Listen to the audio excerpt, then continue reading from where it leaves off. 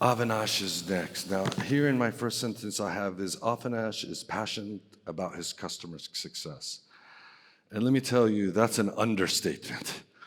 Avinash is ecstatic, electrical, and obsessed with customer success. If you haven't met Avinash, you gotta sit with him. He's just a 100% on time, all the time, electric. With a track record of profitable growth and strategic business development within IT security, cloud, IoT, data centers, analytics, networking, and mobile space, he has over 20 years of experience, progressive experience providing technology, strategic and operational leadership in the US, EMEA, and South Asia.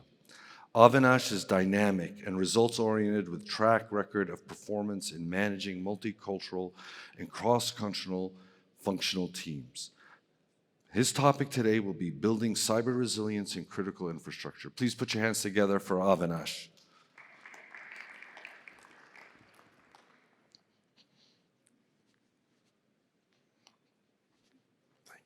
Good morning, everybody. Assalamu alaikum. Sabah al-khair. So, first, let me start by saying that the gentleman that was supposed to present today's presentation, his name is Trevor Deering. Okay, and unfortunately, Trevor got COVID as he was flying out from the UK to come and deliver this presentation at MENA ISC. Trevor Deering is from Illumio, and for those of you that have seen the CyberKnight stand behind you over here, CyberKnight is the value-added distribution company that represents Illumio in the Middle East. So I have stepped in to help Trevor in delivering this presentation. Very, very important presentation today around building cyber resilience in a critical infrastructure environment. So, ladies and gentlemen, first of all, this theme around critical infrastructure and resilience go hand in hand. We see the theme here is about cyber fusion and really bringing together the convergence of critical IT, IoT, and OT. Now, over the last several years, especially when you look at the pandemic period, right, there's been an explosion of data. It's becoming more and more difficult to protect the critical assets because you've got cloud adoption. There's this concept of Industry 4.0, which I'm going to tell you about later. What we thought was the perimeter that used to be trusted is no longer the case. Attacks are getting more and more sophisticated, which is why the biggest companies are getting impacted, such as many that were presented by my colleagues that have been presenting here over the last couple of days. There's been a lot of remote working and mobile users because of the pandemic, and that continues. And because of all these changes that are happening in the world, it's becoming more and more difficult to protect the critical assets. So how do we do this? Now, cyber resilience is becoming a key topic for business leaders because it's no longer, everyone keeps saying this, right? It's not a question of if you've been breached, it's a question of when. Unfortunately, that is the truth. The mindset of being breached, it's imperative. Sadly, if you don't know that you've been breached or you haven't been breached yet, then it's just a matter of time. And so being resilient is fundamentally important. Samir referred to being able to recover quickly from an incident or ransomware. Others talk about being able to detect ransomware. Others talk about being able to prevent attacks. They're all relevant because cyber resilience is a combination of all these things together. Now, as a CISO and a security leader like all of you, I'm going to be honest, your jobs are challenging. It is a difficult job to be a CISO in today's world. You have a lot of responsibilities, right? A lot of accountability. And the board or your C-level management or the owners of organizations are putting a lot of this responsibility on you to protect your business and to ensure that a cyber incident does not compromise the business mission. Because whether you're oil and gas, whether you're government, whether you're critical infrastructure, whether you're a healthcare organization, whether you're a telco, you need to focus on keeping the business going, right? And securing your business. Now, that's the fundamental requirement of the business in saying you need to keep the security working so that the lights stay on. So you've got a lot of these priorities that you need to balance. Secure your infrastructure, but make sure that the business doesn't get impacted with security. So it's your responsibility as a CISO or a security leader or a head of IT to manage this risk appropriately. And the problem with this is that today, when you look at risk, you need to look at it from two perspectives. My colleague a few minutes ago talked about digital transformation. Everybody's doing it, right? Everybody's doing it. You have to do it. But at the same time, you need to consider resilience and how that plays out against digital transformation. So let's look at it visually. On one axis, you have digital transformation moving forward. On the other axis, you have cyber resilience. Now, there are some people who are in, let's say, traditional businesses, maybe service providers, that don't need to digitally transform. We call these the digital conservatives, right? These are people who don't see digital transformation as important. Very few of these people. And then you have others that are rapidly moving towards digital transformation. For them, this is critical for them to keep their business moving forward. We call these the cyber sprinters. But as you can see from both of these two blocks, resilience for them is not a priority, either because they're not moving forward with digital transformation or because they're moving so fast that they haven't thought about security yet. Not a good place to be. Now, then there's the other kind of organization that says, you know what, I'm going to put every amount of security in place to make sure my organization's safe. But they restrict digital transformation from happening. The business is trying to move forward with e-government, with transformation, with new digital initiatives, but their security programs are stopping digital transformation. All of us here in this room want to be in this top right part of the quadrant. We want to be a cyber leader that is accelerating digital transformation while simultaneously keeping cybersecurity resilience in mind. And that is the journey and the direction that we want to take when looking at cyber resilience. Now, let's take a history lesson for a second. Okay, let's go back to the 1700s, right? In the late 1700s, we had Industry 1.0. I think all of you guys know this, the Industrial Revolution. Now, between where there was a modernization of factories and steam and so on and so forth. Now, it took 100 years, almost 100 years, to move from Industry 1.0 to Industry 2.0, where we went into mass production, where we went into assembly lines, where we went into various different factors like electrical energy in production. And then it took another 100 years to move to Industry 3.0, almost, right? Where you had automation, and you had computers, and you had, electronics that were actually impacting how industry worked.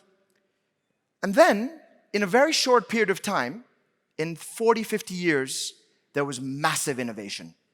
And today, where we are, ladies and gentlemen, is Industry 4.0. Cyber physical systems, IoT, XIoT, smart devices, cameras, drones, and everything else that's connected together. These interconnected devices are everywhere. So now ensuring that cyber resilience exists across this massive network of interconnected devices is very challenging. And this is why concepts like ransomware are no longer a problem, but they're a function of business resilience. I was sitting and talking with Samir a few minutes ago because everyone talks about this Colonial Pipeline attack that happened in the US. Every single presentation refers to it, right? But why is it so important? Because Samir's kids sitting in Virginia did not have access to gas for 3 days based on an attack that happened in Texas. Think about that. No petrol, no being able to get gas for their cars, and no heat for the homes if it was winter. Right? So this is a function of a ransomware attack or it hitting a very large organization that impacted human lives. So it's a resilience problem, not just a cybersecurity problem. Now, how do you solve this cyber resilience problem? For those of you that have come down the CyberKnight stand, you may have heard everyone talk about zero trust security. But you know what? When you hear zero trust security, you're probably hearing this from all of your consultants. Name them. Because there are so many different ways to look at zero trust security. And the reason for that is because it's not a framework, it's not a compliance mandate, it's a concept, right? Zero trust security is important to consider to solve the cyber resilience problem. But where do you start, right? There's so much about zero trust, right? So which framework is right? What concept is appropriate? What's fundamental to understand about zero trust, though, is that it is a concept that is being followed by organizations around the world, including here in Saudi Arabia. You know, we have the NCA, right, that is constantly working diligently to come out with best-of-breed standards and map them for the kingdom's best interest and cyber resiliency. And a lot of what NCA is doing is actually mapped around global best practices, such as NIST. Now, all of you have heard of NIST because NIST is not new to cybersecurity, right? But NIST has also come out with concepts around zero trust security. And we'll talk through that in a moment. But those of you that know NIST have this framework, right? Around identify, protect, detect, respond, and recover. And they're taking that to the next level with zero trust. So zero trust is everywhere, guys. NCA is thinking about it. NIST is thinking about it. It's an executive order from President Biden. It's a fundamental way to address business resilience or cybersecurity resilience. Now, let's take a step back.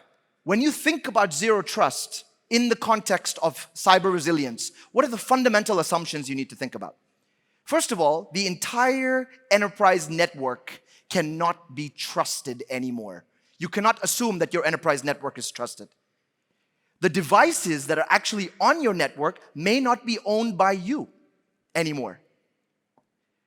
There is no resource in your company, not the CEO or not your admin, that can be trusted anymore. Why? Because their credentials could be compromised. Not all enterprises are operating on only their own infrastructure. You're using different kinds of infrastructure. The remote assets that people are logging in to connect from their homes, these are not owned by you, and therefore they cannot be trusted by the local network. And the assets and the workflows and the traffic that's moving between the enterprise and the non-enterprise infrastructure, right? These need to have a consistent policy and posture. But how do you manage all these remote assets and your own assets to be cyber resilient? So zero trust has these fundamental assumptions that you need to keep in mind in order to have a zero trust capable and working framework. So, Illumio, which is one of the vendors that CyberKnight represents, has actually summarized this for their enterprise and government customers. Because taking all these principles about zero trust and putting them together into 3 simple steps. So how do you achieve cyber resilience? Step 1, identify areas of the highest risk. Sounds simple, right? I'm going to come to it in a moment about how we can do this. Step 2, develop an instant response plan. Not just incident, but instant. Step 3, build a long-term strategy. Now, this might sound vague and, we talk about it being simple, but let me break it down for you a little bit. Let's start with risk, which is the first step. Where do we begin our journey towards cyber resilience and leveraging zero trust in that journey? So, if you look at any organization today, you need to understand what is the likelihood of an attack and what is the impact of that attack. And you map that out from a risk perspective. If the likelihood is high and the impact is high, that is red. If the likelihood is high, but the impact is low, then that's less red. But if the likelihood is low and the impact is low, well then you don't have to focus on that, right?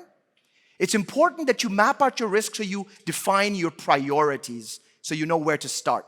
If you take an example of a oil and gas company, the SCADA environment that controls the oil and gas controls, the likelihood of that being attacked may be not necessarily the highest in terms of happening because of the way it's segregated from in a air gap network, let's say. but the impact is super high. So definitely falls at the top of the table. But the automated parking sensors sitting in the parking lot, right, where people are scanning their IDs or sending an SMS to get a parking ticket, that's very less on the impact scale. So you don't really need to think about that much, even though technically it's a digitally transformed initiative. So it's important to understand what is the impact and what is the likelihood and map that out. This is your first step of understanding risk, so you can prioritize. The second step is fundamental. Map all the communications between your applications to understand the risk. Which application can talk to any other application? Which device can talk to any other device? Which user can talk to any other device? Which OT system can talk to any IT system? If you think about a hospital environment, as you can see here, you have medical devices, you have the doctors, right? You have various different pieces of information that are all connected together. Which of those different entities can speak to the other entities? Because you want the hospital to continue functioning. The doctor still has to be able to access the network. The medical device still needs to function. But if something gets compromised, what is dangerous? What can cause loss of human life in the context of a hospital? So map all communications to understand the risk. Now, as a part of mapping that communication, as I said before, let's look at it from an application to application perspective or workload to workload. Let's look at what devices are communicating to what application. Let's understand what systems are speaking externally to other domains. If you're moving to cloud, what applications are communicating with your cloud infrastructure? And which IT systems are communicating with your OT systems? Now, you can discover this information through various tools. Illumio can actually discover it for you. You can use Cisco, you can use Armis, you can use Microsoft, you can use vulnerability management solutions, and you can integrate all of this and extract this visibility and discovery data and bring it in. The key is to understand, right, what are the devices out there? And Illumio will then come in, right, and give you the perspective of the visibility of the application traffic. Now, why is this important? Because having visibility into all the communications, right, allows you to then move forward with the next step, which is to develop the incident response plan. Now, we spoke before about the risk, right? You're taking the high value assets, right? And you need to ensure that you are protecting them. Okay, now here's an example going back to that hospital example again. We know that ransomware, for example, when it comes in on certain ports like RDP, SMB, right? So you need to be able to block these high-risk ports so that if a ransomware attempt has come into one of these ports, you cannot impact this application because you've blocked that high-risk port. At the same time, you need to be able to have the doctors and the other medical staff in the hospital communicating with the devices using the ports they need. So you should be able to allow, right, verified access automatically. How do I allow verified access to the right application by blocking all the other ports so that ransomware cannot impact us? Only by having the visibility into the traffic between all these entities. Now, once you've got that visibility, and once you have the ability to allow verified access, if a ransomware or a zero-day attack or a malware comes in, you need to be able to respond immediately. So you may have EDR from CrowdStrike, you may have next-generation firewalls, you may have a SIM, you may have multiple different solutions that are doing monitoring and detection for you today. NDR, network detection and response, and it's viewing all your workloads, your users, and giving you perspective of your entire infrastructure. Now, what happens is one single application gets compromised by ransomware or some kind of malware. You should be automatically able to coordinate with the policy server and instantly quarantine that device. Instantly. Right? Without impacting any other application or device in your environment. This is fundamentally important to cyber resilience because attacks will happen. But how do you ensure that the rest of your environment doesn't actually get affected? It's about automatically responding instantly to these attacks. And that integration that is required between your application visibility, your granting of access to verified individuals and assets and devices, and then responding automatically, all needs to be told in one holistic story. So the last part here of the cyber resilience story is building a long-term strategy. Now, let's go back to zero trust for a second. I just want to ask one quick interactive question here, okay? And CyberKnight team members cannot answer this question. How many different parts of zero trust are there in the zero trust framework? How many different pieces are there in the zero trust security framework? Who can answer this question? Someone. It's a number between 0 and 10. How many different pieces are there to zero trust security? Anyone? Yes? Sir? How many different pieces to zero trust? How many different parts? Yani data, networks, devices, applications. How many different pieces? Just guess. 5? 10? 10? The answer is 7. Okay? 7 different micro perimeters. Data, devices, workloads, networks, identity, visibility and analytics, automation and orchestration. You need to think about all of them. But where do you start? Let me focus today, just for a moment in the last couple of minutes of this presentation, on 3 key parts of zero trust. The first one is zero trust network access, like AppGate, which is also being represented on the CyberKnight stand. How do you secure the access of remote users in the next generation perimeter world, restricting access only to verified users? On the other side, you have zero trust data security, providing reliable restoration of data and access to data. So Samir referred to this in his introduction this morning. We have a vendor, for example, called Exagrid, that is the world's fastest ransomware recovery. Why is that so important? Because it comes into the zero trust data security play. Quick, reliable restoration of data.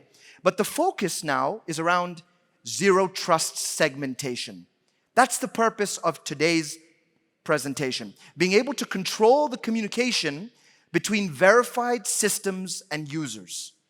These 3 are fundamental parts of the zero trust security journey. Now, what is zero trust segmentation? Let's go back to that hospital example I used before, right? You have access control, you have the hospital beds, you have the labs. These different parts of the infrastructure need to communicate with each other, but you need to grant this access with the least privilege access. Because if you open it up fully, what's going to happen? You're opening it up to an attacker to move between any of these areas of your infrastructure. So segmentation is not a new topic, ladies and gentlemen. It used to be done by the network. Then it progressed and it then became a part of the hypervisor, right? Today, it's gone beyond. Because you're no longer using applications only that are virtualized. You're no longer thinking only about the network. You're thinking about your next generation devices and assets that are everywhere. And so being able to segment from a zero trust perspective is fundamentally important. So once you're done with understanding the risk, ladies and gents, once you're done with building the instant response plan, the last part of it is to build a plan and test it. Now you can do this yourself by rolling out the right tools and then planning it and then testing your disaster recovery capabilities to ensure that you've measured the risk properly, to ensure that you can instantly respond, and to ensure that it works. Or you can use a third party. Many people can do this for you and build a plan. So in the end, ladies and gents, let's close with an example. I'm going to use this hospital example again because I've used it throughout the presentation today. If a ransomware does come in, or a next generation attack, a zero-day attack does come in, and guess what? It will. I'm sorry to say, but it will. What you can see here in an example is that people are going to come and try and attack your remote clinic. They're going to come and attack your hospital. They're going to come and attack your remote user. But with the right cyber resiliency in place, you're not taking down your entire infrastructure. Colonial pipeline will not happen to you. That takes down the entire eastern seaboard of a gas pipeline of the United States. Instead, you'll have one single device that gets isolated, one single application that gets impacted, one single remote user that gets targeted. But in the end, these will not spread, and you will achieve a state of cyber resiliency. So keep this in mind, ladies and gents. Segmentation is fundamentally important to the state of business and cyber resilience. Thank you very much.